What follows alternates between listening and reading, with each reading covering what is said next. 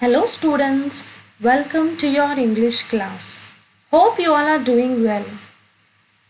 Children, do you like pets? Yes, many of us like pets. We keep pets as our friends. Then how do you take care of that pet, children? We should take care of them very specially as our family members. We have to provide shelter to them. We have to see their needs. We have to feed them on time. But animals are not meant to be kept with humans for their pleasure. Animals should also have freedom. They are very comfortable if they are in their natural habitat. What do you observe in this picture, children? We can observe a zoo in this picture. Do you think animals are happy in the zoo? No, they are not happy in the zoo as they are closed in a cage without any freedom. We are also closing animals in zoo for our pleasure to watch them. But they are not happy and always long to live as freely as humans. There are so many animals, children. Yes, what are the animals you observe in this picture? There are so many animals in this picture. Children, do you know who is the naughtiest of all these animals? Who keeps jumping from one tree to another tree very quickly. One more thing I like to tell about them is they also like bananas. So, children, in today's class, we are going to read a very true story about a young gorilla who was taken away from its troop and how a family actually took care of it. Before I explain you the lesson, I would like to explain you about the author. Unit 2, Ivan's story. The author for this lesson is Katherine Applegate. About the author, Katherine Applegate. She was born in the year 1956. She is an American writer whose works include fantasy and adventure novels. Her children's novel, The One and Only Ivan, has been recognized for the way in which the writer makes us think about how we treat animals and the feelings that animals have. Learning outcomes. By the end of the lesson, you will be able to express the effectiveness of first-person narration, comprehend how gorillas adapt themselves in human society, emphasize with the helplessness of animals, discuss the issue of cruelty to animals. So children, the theme is a poser. Children, do you think are we right in trapping wild animals and taming them? No, we are not right in doing that. So this story is given in two parts. How the gorilla was before and how the gorilla has changed its life afterwards. The baby gorilla was known as Mud.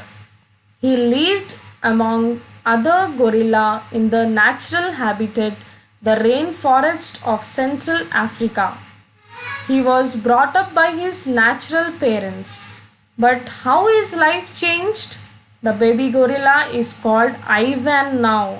He lives among people in a city. He is raised by his human foster parents who are Mac and Helen. The two parts of the story are connected by similarities here. The baby gorillas grow up among communities. He is well looked after. He is loved and taught to be cope as an adult. He is happy. The two parts are also connected by differences. Then he was brought as a gorilla amidst gorillas. Now he is brought up as a gorilla among people. Before he had a twin sister as playmate. Now he grows up an only child. Then he learned to be an adult gorilla among gorillas. Now he learns to be an adult gorilla among people. Before he lived a life natural to him, now he lives a life artificial to him but natural to people around him. Before he lived in freedom, now he lives in comparative captivity.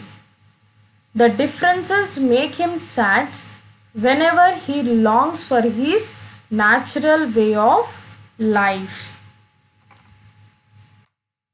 So, children, Ivan the gorilla tells a part of the story of his life in this lesson. He was born with his twin sister Tag in which place? In Central Africa in a beautiful rainforest. His parent called his sister with a name called Tag because she loved to play a game called tag with her brother. He was called Mud because why did they name him Mud? Because he loved to draw with mud. Their father, a silver blacked gorilla, was the head of their troop, a family of 10 members. You know, they were a family of 10 members. Who were the head of the family? The father was the head of the family. The father was also known as the guide, teacher, and protector. Tag and Mud were the babies in that troop.